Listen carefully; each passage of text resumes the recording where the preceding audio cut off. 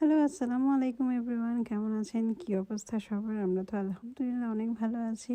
সকাল, সকাল রোদ ঝলমলে একটা দিনে বাচ্চাদের ২ টাকে স্কুলে রেখে এসে আমি আর শাহিন বের হয়ে গেলাম অজানার উদ্দেশ্যে। না, আসলে অজানার উদ্দেশ্যে না, গিয়েছিলাম একটা কাজে। ব্যাংকে যেতে হয়েছে, ব্যাংকে গিয়ে আমার অ্যাকাউন্ট খুলতে হয়েছে। আমরা এসেছি আনলি সিটিতে, এটাকে অ্যাডিলেডের গুলশান বলা যেতে পারে। খুবই পশ একটা এরিয়া। তো আমাদের ব্যাংকের কাজটা সারতে খুব বেশি সময় লাগেনি। ব্যাংকের অ্যাকাউন্ট খোলা শেষ করে আমরা ভাবলাম এর পাশেই টার্গেট দেখে যে একটু ঢুঁ মেরে আসি। অস্ট্রেলিয়াতে জামা কাপড়ের দাম অনেক বেশি হবে আগেই জানতাম, তবে বেশির পরিমাণ যে এত বেশি হবে সেটা বুঝতে পারিনি। জামা কাপড়গুলো দেখছিলাম আর রীতিমতো মাথায় হাত। যদিও আমরা আসার আগে লাগেজ ভর্তি করে শুধু জামা কাপড়ই নিয়ে এসেছি, কিন্তু পরবর্তীতে যখন কিনতে হবে সেই কথা চিন্তা করে আমার বুক ধড়ফড় করছিল। তো যাই হোক, এই বুক ধড়ফড়ানি নিয়ে ওখানে আর বেশিক্ষণ থাকি নাই, চলে আসলাম অন্য সেকশনগুলোতে। আমি ঘুরে ঘুরে বিভিন্ন জিনিস দেখছিলাম, ভাবছিলাম আসার জন্য কি নেওয়া যায় আর কি না নেওয়া যায়। তবে আমার সঙ্গে আমার হাজব্যান্ড আছেন, উনি দরকারি জিনিস ছাড়া কোনো জিনিসই নেবেন না। আমার কাছে তো অনেক কিছুই দরকারি মনে হয়, কিন্তু সেই আমার দরকারের মধ্যে থেকে মাত্র 5% তার কাছে মনে হয় যে না, হ্যাঁ, দরকারি হতে পারে। সেই রকম কিছু দরকারি জিনিস আমরা এখান থেকে কেনাকাটা করলাম। অবশ্যই দেখাবো কি কি জিনিস কেনাকাটা করেছি। তো টার্গেট থেকে বের হয়ে গেলাম। খুব বেশি সময় আমরা ওখানে স্পেন্ড করি নাই, কারণ দাম প্রচুর। ভেবেছিলাম যে টার্গেটে বোধহয় দাম কম হবে, যদিও যারা ডলারে ইনকাম করে তাদের জন্য দাম হয়তো খুব বেশি না, কিন্তু আমরা তো এখন পর্যন্ত বাংলাদেশি টাকায় চিন্তা করি, তাই আমাদের কাছে দাম একটু বেশিই মনে হয়। তো এরপরে শাহিন আমাকে নিয়ে আসলো একটা কফি শপে। উনি আজকে আমাকে ট্রিট দিবেন, আমাকে আজকে আমার পছন্দের কফি খাওয়াবেন। কফি শপে বসে কফি খেতে আমার কেন জানি খুব ভালো লাগে। যদিও বাসায় আমি নিজে বানিয়ে ৩-৪ কাপ কফি ডেইলি খাচ্ছি, তারপরেও মনে হয় যে বাইরে কোথাও বের হলেই একটু কফি শপে যদি বসে কফি খেতে পারতাম।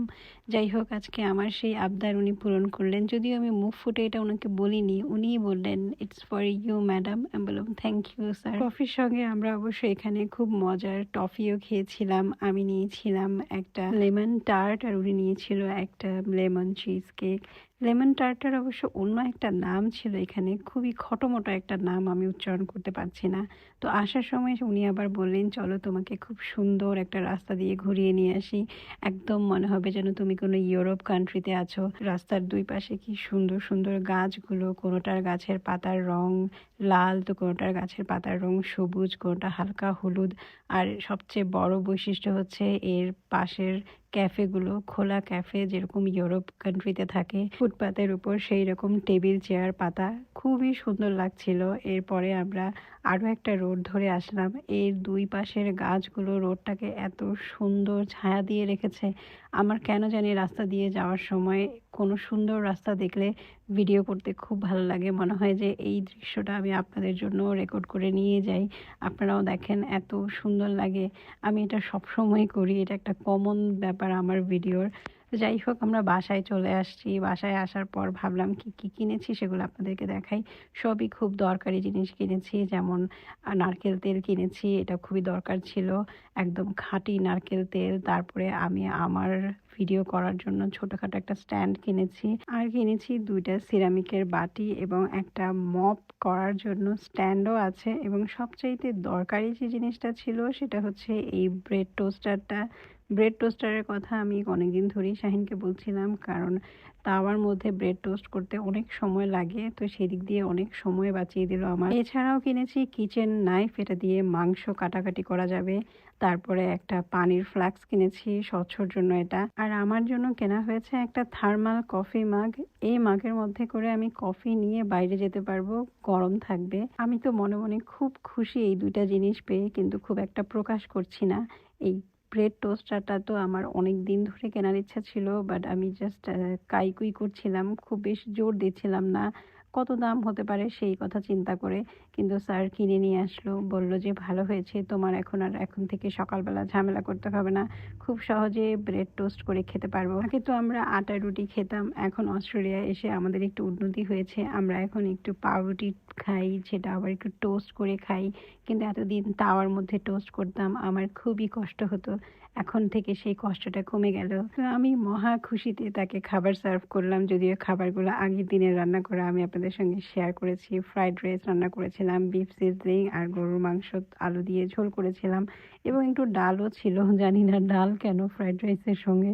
যাই হোক, যা যা ছিল সব দিয়ে দিয়েছি। তো দুপুরে খাওয়া শেষ করতে করতে আমরা চলে আসলাম স্কুলে। আর ওইদিকে আকাশের অবস্থা দেখেন, একদম মেঘলা হয়ে গিয়েছে। মনে হলো যখন তখন বৃষ্টি চলে আসতে পারে। এরকমই অস্ট্রেলিয়ার ওয়েদার, শীত গ্রীষ্ম বর্ষা সব একসাথে। এই শীতের মধ্যেও টুপটাপ বৃষ্টি হয়ে যাচ্ছে, তবে বাংলাদেশের মতো ঝম বৃষ্টি হয় না। একদম হালকা পাতলা বৃষ্টি হয়, এক পশলা বৃষ্টি এসে আপনাকে ভিজিয়ে দিয়ে যাবে। আর তাই এখানে সানস্ক্রিন আর ছাতা দুটোই মাস্ট। সানস্ক্রিন হচ্ছে যখন তখন আপনাকে রোদে বের হতে হবে, তার আগে মাখিয়ে বের হতে হবে, কারণ কড়া রোদ থাকে যখন রোদ ওঠে। আবার যখন বৃষ্টি আসে তখন এক পশলা বৃষ্টি এসে আপনাকে মুহূর্তের মধ্যে ভিজিয়ে ফেলবে। প্রথম কয়েকদিন তো আমাদের সঙ্গে এরকম হয়েছিল। আমরা খুব সুন্দর ওয়েদার দেখে বাইরে বের হয়েছিলাম, তারপরে হঠাৎ করে টুপটাপ বৃষ্টি এসে আমাদেরকে ভিজিয়ে দিয়ে গেল। তো আমাদের এই ব্যাকইয়ার্ডে যাওয়ার দরজাটা আমার ছেলে ভুল করে নষ্ট করে ফেলেছে, যার কারণে এখন আর ব্যাকইয়ার্ডে যাওয়া সম্ভব হয় না। তবে ব্যাকইয়ার্ডের এই সবুজ গাছগুলো দেখতে আমার খুবই ভালো লাগে। আচ্ছা, তবে আজকের মতো এখানেই বিদায় নিচ্ছি। যারা আমার ভিডিওগুলো দেখছেন তারা প্লিজ একটু রেসপন্স করে জানাবেন কেমন লাগছে। ভালো লাগলে অবশ্যই একটা লাইক করে দেবেন, আর আমার পেজ থেকে দেখলে পেজটাকে ফলো করে দেবেন। যদি আমার ইউটিউব চ্যানেল থেকে দেখেন তাহলে চ্যানেলটাও সাবস্ক্রাইব করে দেবেন। আল্লাহ হাফেজ।